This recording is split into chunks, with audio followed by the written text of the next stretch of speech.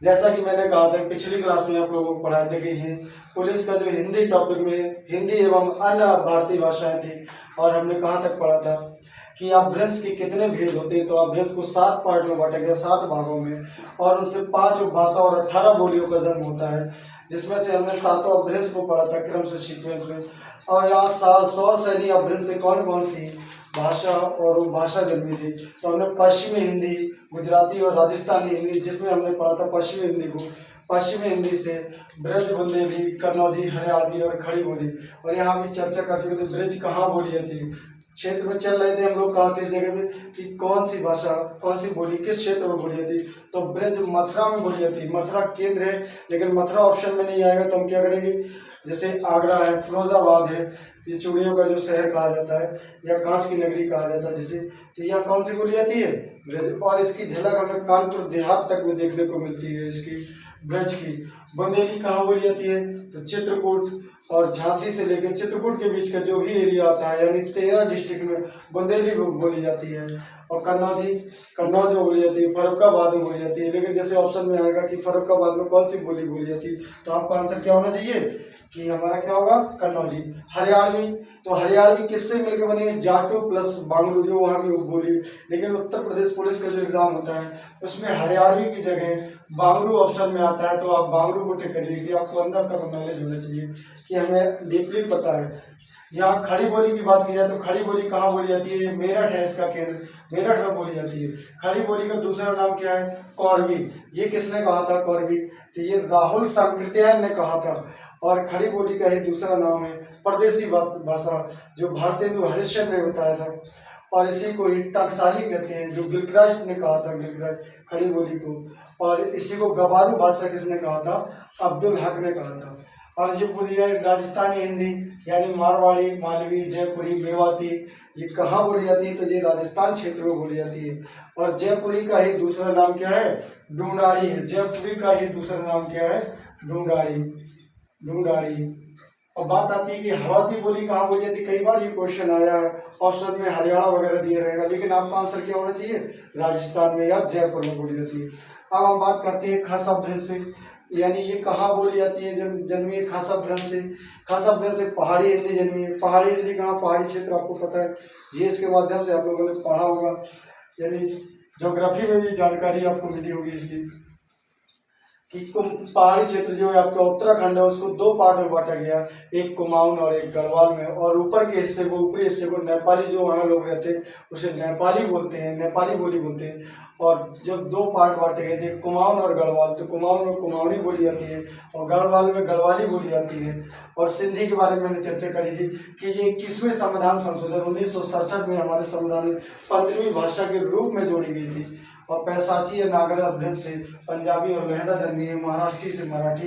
पूर्वी हिंदी मैंने बताया कि ABC, यानी अवधी, बघेली और छत्तीसगढ़ी। क्वेश्चन यहाँ से बनता है, अवधि का दूसरा नाम क्या है, कौशली है। और ये दूसरा नाम इसका एक और अन्य नाम है वैश्यवाड़ी। और ये कहाँ बोली जाती है, तो इसका केंद्र की बात आए तो ये अयोध्या में बोली जाती है। लेकिन इसकी लखनऊ से लेके इलाहाबाद, प्रयागराज, कौशाम्बी तक में जो भी होते क्षेत्र आते हैं, बीच के क्षेत्र, सभी जगह अवधि बोली जाती है। और इससे राम से संबंधित वर्णन मिलता है, वो किस भाषा में मिलता है, अवधी भाषा में मिलता है। बघेली कहाँ बोली जाती है, बघेली MP में बोली जाती है, मध्य प्रदेश। लेकिन उत्तर प्रदेश के किस क्षेत्र में बोली जाती है, किस जिले में बोली जाती है, तो ये महोबा और हमीरपुर में बोली जाती है, महोबा प्लस हमीरपुर में। तो आपसे उत्तर प्रदेश का पेपर है तो उत्तर प्रदेश के बारे में पूछेगा किस क्षेत्र में बोली जाती है, तो यहाँ महोबा और हमीरपुर। और बघेली की बात की तो जो प्रयागराज है, प्रयागराज के जो नैनी वाला एरिया है वहाँ के कुछ हिस्से में वहाँ भी बघेली बोली जाती है।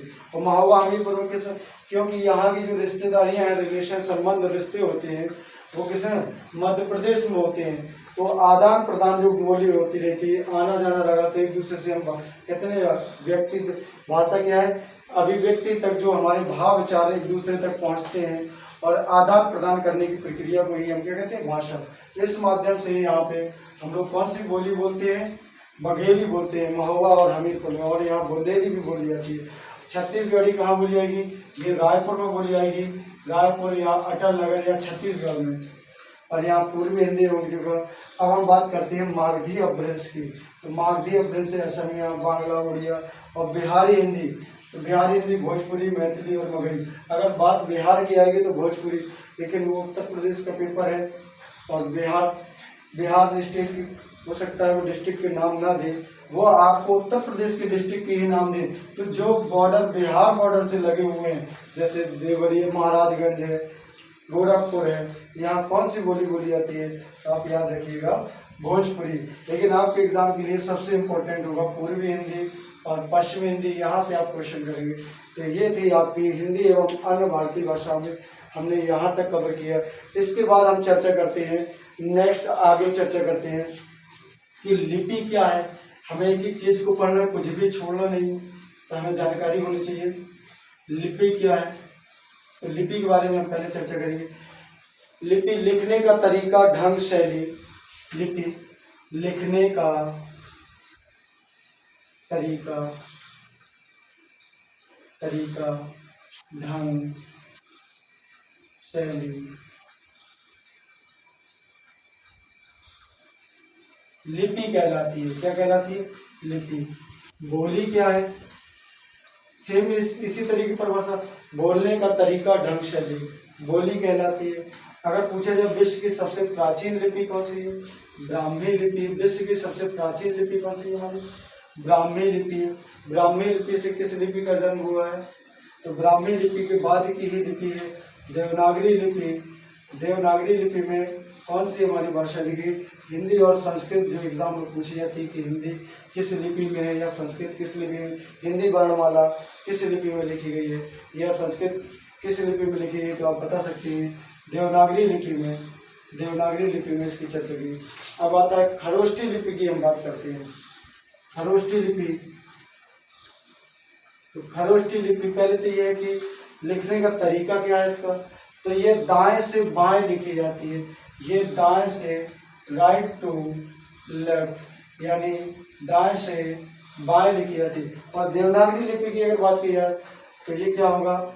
बाएं से लेफ्ट टू राइट, दाएं से, ये बाएं से दाएं लिखी जाती है। खरोष्ठी लिपि का दूसरा नाम क्या है? खरोष्ठी लिपि को हम कहते हैं गधे की पौठ वाली लिपि कहा जाता है इसे, यानी और ज्यादातर शिलालेख, अशोक के ज्यादातर शिलालेख इसी लिपि में लिखे गए हैं, खरोष्ठी लिपि में ही लिखे गए हैं। अरमाइकी लिपि से कौन कौन सी बोली, कौन कौन सी भाषा जन्मी है? तो यहाँ पे ध्यान है अरमाइकी लिपि से। तो यहाँ से क्वेश्चन भी बनता है, तो यहाँ आपको याद रखना है अरमाइकी लिपि से अरबी लिपि, अरबी, फारसी और उर्दू भाषा की लिपि इन्हीं से जन्मी है। अरमाइकी लिपि से अरबी, फारसी और उर्दू भाषा जन्मी है। बात आती है अरबी लिपि से। तो अरबी लिपि की बात करते हैं तो अरबी लिपि से हमें आधुनिक उर्दू जो कि दाएं से बाएं, खरोष्ठी लिपि की तरह ही सेम लिखी जाती है, दाएं से बाएं ओर लिखी जाती है। कौन सी होगी अरबी लिपि में? आधुनिक उर्दू भाषा। अब बात करते हैं हम यहाँ पे रोमन लिपि की बात करते हैं। तो रोमन लिपि में कौन कौन सी भाषा आती है रोमन लिपि में? तो रोमन लिपि में आपकी अंग्रेजी, फ्रेंच, स्पेनिश, जर्मन। और आपको पता है बचपन से आपने पढ़ा है कि रोमन गिनती 1, 2 इस तरीके से। ये किसकी है? अंग्रेजी की गिनती हम जिसको बोलते थे, यही तो है रोमन लिपि में। तो अंग्रेजी, स्पेनिश, जर्मन, फ्रेंच ये सब इसी लिपि में लिखी गई। किसमें लिखी गई? रोमन लिपि में लिखी गई, ये सारी भाषा। और आता है गुरुमुखी लिपि। ये किस भाषा की लिपि है? गुरुमुखी लिपि। ये पंजाबी की लिपि है, पंजाबियों की लिपि है, पंजाबी की लिपि है। और महाराष्ट्रीय लिपि से मराठी जन्मी है, महाराष्ट्रीय लिपि से मराठी जन्मी है। अब हम बात करते हैं भाषा परिवार की बात करते हैं।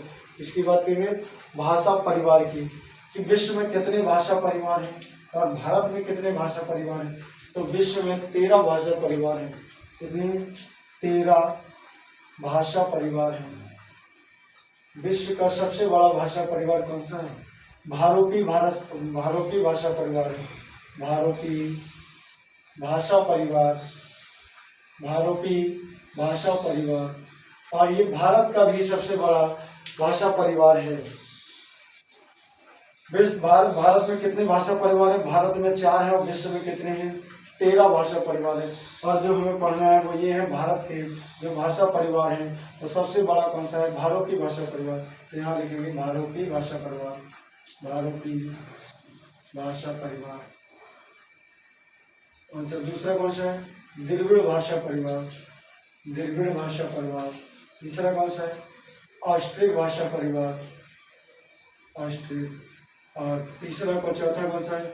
चीनी तिब्बती, चीनी तिब्बती।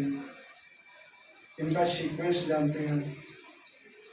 भारोपी भाषा परिवार में 73% और द्रविड़ भाषा परिवार का 25 यानी 25%, और ऑस्ट्रिक में 1.3%, चीनी तिब्बती में 0.7%।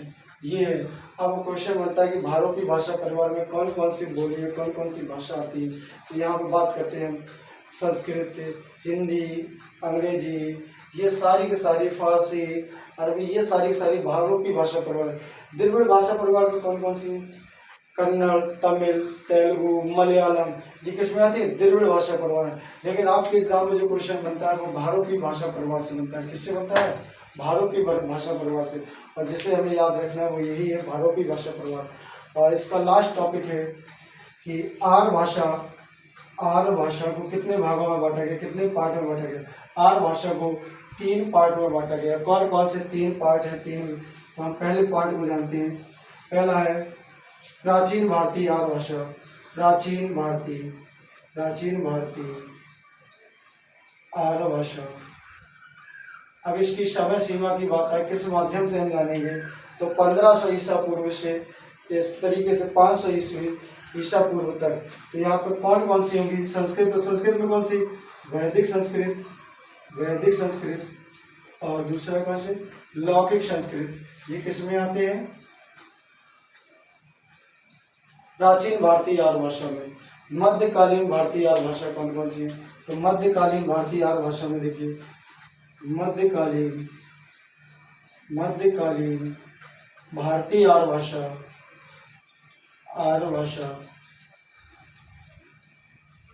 तो यहाँ पे ध्यान रखिए, मध्यकालीन भारतीय आर्य भाषा में इनकी समय सीमा की बात करें, इस आधार से हम पढ़ सकते हैं 500 ईसा पूर्व से 1000 ईस्वी तक, इस तरीके से। तो यहाँ कौन कौन सी भाषा जन्मी है? तो कौन कौन सी? हम कहेंगे पाली, प्राकृत, अपभ्रंश। आधुनिक भारतीय आर्य भाषा, आधुनिक भारतीय। तीसरी कौन सी है? तीसरा टॉपिक आधुनिक भारतीय आर्य भाषा। तो यहाँ कितनी? 1000 से अब तक, वर्तमान तक।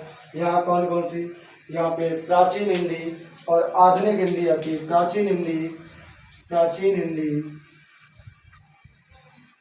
और आधुनिक हिंदी। तो यहाँ से आपका ये टॉपिक हिंदी एवं अन्य भारतीय भाषा, यहाँ से आपका टॉपिक कवर होता है। प्राचीन हिंदी और आधुनिक हिंदी, ये क्लियर हो गया। तो यहाँ से आपने पूरा एक टॉपिक आप पढ़ लिया। 2 से 3 नंबर यहाँ से आपके पक्के होंगे। एक बार फिर रिवीजन करा देना हूँ कि विश्व की सबसे प्राचीनतम भाषा कौन सी है? संस्कृत। कौन सी है? संस्कृत। इसकी समय सीमा क्या है? 1500 ईसा पूर्व। ये कैसे पता चलता है? इनके साक्ष्य कैसे मिलते हैं? तो मानव उत्पत्ति का जो प्रथम ग्रंथ है वो कौन सा है? ऋग्वेद है। इसके समकालीन दूसरा वेद कौन सा है? अवेस्ता। कहाँ का है? ईरान का। बात करते हैं संस्कृत को कितने पार्ट में बांटा गया। संस्कृत को 2 पार्ट में बांटा गया। तो कौन कौन से 2 हैं? एक वैदिक संस्कृत और एक लौकिक संस्कृत। वैदिक संस्कृत का अन्य नाम, दूसरा नाम क्या है? अलौकिक संस्कृत हम कहते हैं। वैदिक संस्कृत को ही हम अलौकिक संस्कृत कहते हैं। अलौकिक संस्कृत को उत्तर संस्कृत या ब्राह्मण संस्कृत कहते हैं। इनकी समय सीमा या काल की बात की जाए तो वैदिक संस्कृति 1500 ईसा पूर्व से 1000 ईसा पूर्व तक है, और लौकिक संस्कृत की 1000 ईसा पूर्व से 500 ईसा पूर्व तक है। वैदिक संस्कृत को ही हम देववाणी कहते हैं, जिसमें वेद वगैरह लिखे गए हैं। ये चारों वेदों के समूह को हम क्या कहते हैं? संहिता कहते हैं। और जय संहिता किसे कहते हैं? रामायण को।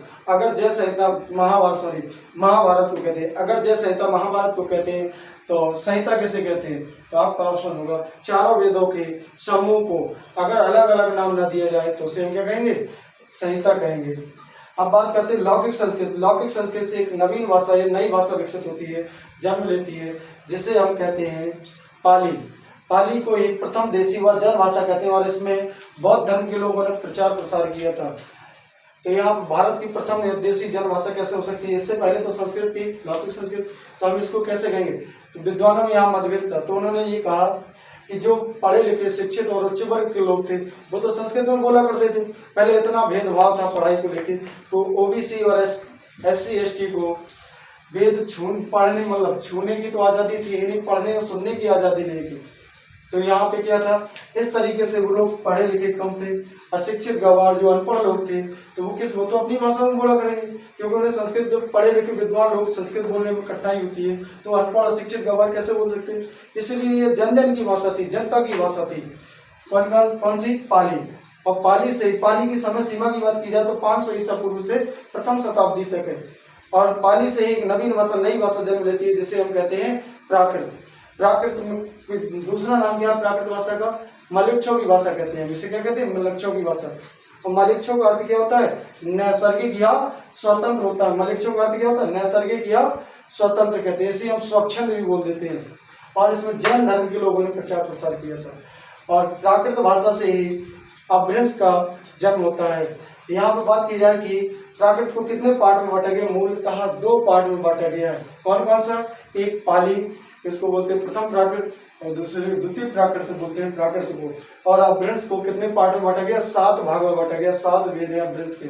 अपभ्रंश की बात करते हैं कि अपभ्रंश का अर्थ क्या है? तो भ्रष्ट भाषा, भ्रष्ट है, गिरा हुआ, टूटा हुआ, बिगड़ा हुआ रूप अपभ्रंश का अर्थ है। अपभ्रंश को 7 भागों में बांटा गया है। 7 भाग मैंने आपको बताया। सौर सैनी, खस अपभ्रंश, ब्राचल अपभ्रंश, पैसाची, पैसाची का ही दूसरा नागर है। और कौन सा होगा? महाराष्ट्रीय अपभ्रंश, अर्धमागधी अपभ्रंश, मागधी अपभ्रंश। इनसे 5 उपभाषा और 18 बोलियों का जन्म होता है, जो अभी हमने पढ़ा। कौन सी बोली किस क्षेत्र में बोली जाती है ये भी हमने जाना, और कब जोड़ी गई कौन सी बोली। जैसे हमने बताया था कि 21वें संविधान संशोधन 1967 में 15वीं भाषा सिंधी जोड़ी गई थी। तो और दूसरी बताई थी कि 71वें संविधान संशोधन 1992 में नमक जोड़ी गई थी, नेपाली, मणिपुरी और कोंकणी। और 92वें संविधान संशोधन 2003 में आपकी 4 भाषा जोड़ी गई थी, जो संविधान में बांटे थे 22 भाषा से। कौन सी?